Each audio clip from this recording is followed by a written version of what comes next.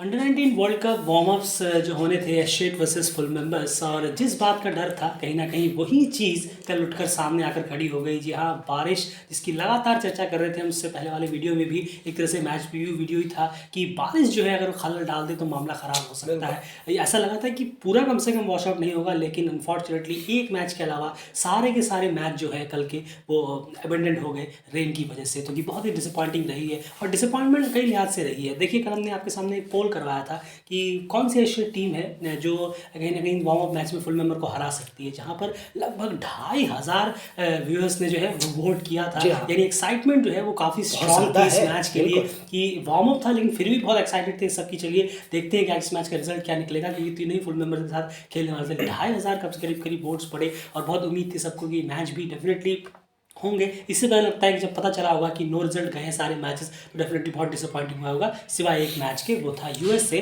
Versus Zimbabwe. सबसे पहले scores वगैरह जान लेते हैं तीनों मैचेस की, फिर बात करते हैं। शुरुआत वेस्ट इंडीज़ और नेपाल से करेंगे। And West Indies versus Nepal match में कितना खेल हो पाया, क्या हुआ आखिरकार? नहीं, ज़रूर। देखिए, अगर हम बात करें 33 पे 1 था वेस्ट इंडीज़ का स्कोर, 8.3 ओवर। जी हाँ, और तब ये गेम जो है वो रेन की वजह से रुका, और ऐसा रुका कि उसके बाद शुरू ही, और हुआ भी थोड़े देर से शुरू था, लेकिन उसमें भी जब 8.5 ओवर हुए उसके बाद तो मैच शुरू हुआ ही। बिल्कुल। वहीं पर आयरलैंड वर्सेस नामीबिया की बात की जाए तो वो मैच भी सिर्फ 5.5 ओवर तक चला। आयरलैंड पहले बैटिंग कर रहा था, 22 रन पर 0 विकेट था, 5.2 ओवर, और मैच उसके बाद शुरू ही नहीं हुआ और दोनों गेम्स जो है वो नो रिजल्ट हो गए, एबेंडेंट ड्यू टू रेन। और वेस्ट इंडीज वर्सेस नेपाल में एक चीज़ बात करने वाली है। एंड छोटे सा ही हुआ था, 33 रन 1 विकेट के नुकसान पर 8.5 ओवर। यहाँ पर डेफिनेटली ज़्यादा कुछ बात करने के लिए है नहीं, लेकिन एक चीज़ जरूर यहाँ पर है जो आप कह रहे थे कि गुलशन झा जो है नई बॉल से विकेट निकालने में कामयाब हो रहे हैं। और ये एक और भी कल छोटा सा ही मैच हुआ, लेकिन यहाँ पर उसका भी कहीं ना कहीं उन्होंने एक प्रूफ दिया है कि यानी गुलशन झा से नई बॉल से एक्सपेक्टेशन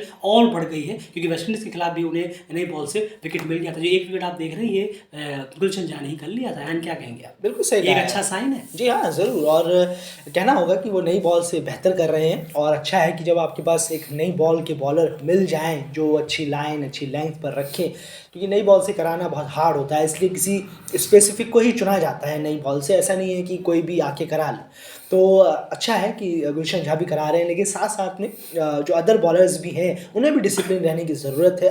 शुरू के 10-12 ओवर में खासकर जो उनके पार्टनर होंगे, चाहे आकाश चंद हो या दुर्गेश गुप्ता हो, कोई भी हो, या कोई स्पिनर अगर देव खन्ना ट्राई करना चाहते हो कि स्पिनर के साथ में उतरूंगा पावर प्ले के अंदर, तो अगर वो भी हो तो थोड़ा इकोनॉमिकल जाए। लेकिन गुलशन झा जो है वो अच्छा काम कर रहे हैं कि विकेट ज़रूर निकाल के दे रहे हैं अपनी नई बॉल में। बिल्कुल। चलिए, ये तो बात होगी, बस इतना ही मैच हुआ, यही बात करने के लिए था कि इसमें एक 33 रन पर 1 विकेट के नुकसान पर। और वहीं पर एक और मैच हुआ जहां पर बात करें जिम्बाब्वे वर्सेस यूएई और ये यूएसए, और ये इकलौता मैच था जो कहीं ना कहीं कंप्लीट हुआ। इस मैच की बात करें, पहले स्कोर्स जान लेते हैं। जिम्बाब्वे ने पहले बैटिंग करते हुए 31 ओवर में, जहाँ ये भी मैच की वजह से रुका था मैच, ये भी कट ऑफ हुआ।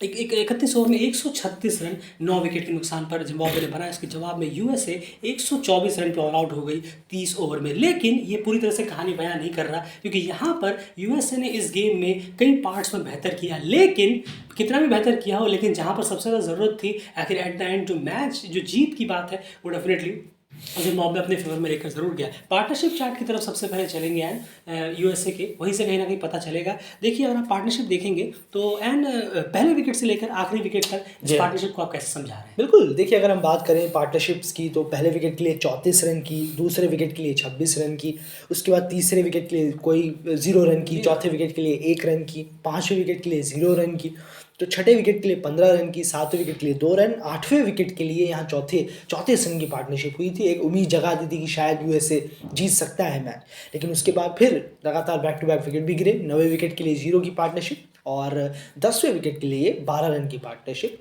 और टीम जो है 124 तक पहुंच पाई। तो हाईलाइट देखेंगे अगर आप, तो पहला और 8वां विकेट, यही दो पार्टनरशिप्स हैं जो 34 रन तक छुए हैं। उसके अदरवाइज कोई ऐसी पार्टनरशिप नहीं है जो इतने से छोटे में भी आप देखेंगे तो एक कहाँ पर आसानी के साथ जीत दर्ज होनी चाहिए थी, वो नजर नहीं। बिल्कुल। यानी आप ऊपर से अगर आप देखेंगे तो एक वक्त पर 60 रन पर 1 विकेट बिल्कुल था सही, यूएसए। जी हाँ, जो आप शुरू की पार्टनरशिप देख रहे हैं, 60 रन पर 1 विकेट था।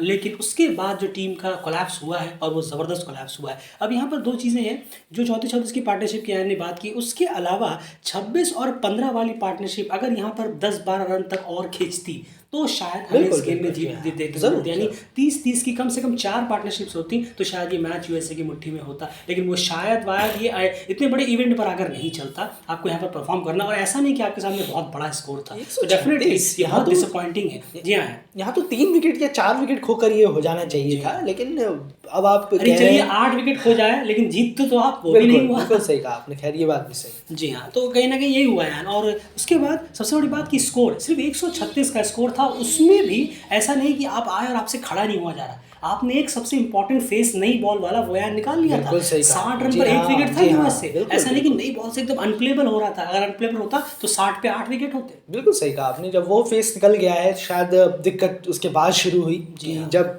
हड़बड़ी कर दी, लग रहा है हड़बड़ी कर दी कि जब एक अच्छी स्टार्ट मिल गई तो टीम ने शायद उसके कैरी ऑन करना ज़्यादा समझा कि चलो अब तो हम जीत ही गए हैं, शायद ये मैच लड़ रहा होगा। लेकिन वार्म अप है, चलिए कोई बात नहीं, शायद इससे अगर थोड़ा सा समझें सीखें। बॉलिंग यूनिट ने थोड़ा अच्छा काम किया है, लेकिन बैटिंग यूनिट ने बहुत अटरली डिसअपॉइंटेड किया है। और हमने जैसा कहा भी था कि इन मैचों से काफ़ी क्लियर हो जाएगा कि आपका ग्रुप स्टेज में क्या हाल होने वाला है। बिल्कुल, अनफॉर्चुनेटली नेपाल और नामीबिया का वो हम नहीं देख पाए, नो रिजल्ट हो गया। चलिए एंड टॉप स्कोरर्स की बात कर लेते हैं। आर्यमन सुनील जो है, जो ओपनर है यूएसए के, उन्होंने 32 रन का कंट्रीब्यूशन दिया है 41 गेंदों में। उसके बाद चेटी प्लान की बात करें तो उन्होंने 16 रन का कंट्रीब्यूशन दिया, जो कि ओपनर है 26 गेंदों में। उसके बाद कोई खास यहाँ पर हमें मिला नहीं, मिडिल फेज जो है पूरा का पूरा वो खाली गया है, 9 रन 0 रन 1 रन। उसके बाद विकेट कीपर जो है अमोघ, उन्होंने 18 का कंट्रीब्यूशन दिया। फिर नीचे आकर सिद्धार्थ कप्पा ने, जिन्होंने सेंचुरी मारी थी नामीबिया के खिलाफ पहले मैच में, उन्होंने कहीं ना कहीं 22 रन जोड़े, और यही पूरा हाल रहा। एंड बॉलिंग यूनिट की बात करते हैं। बिल्कुल, बॉलिंग यूनिट की बात करें तो यहाँ पर देखें आप, आर्यनंद करनी ने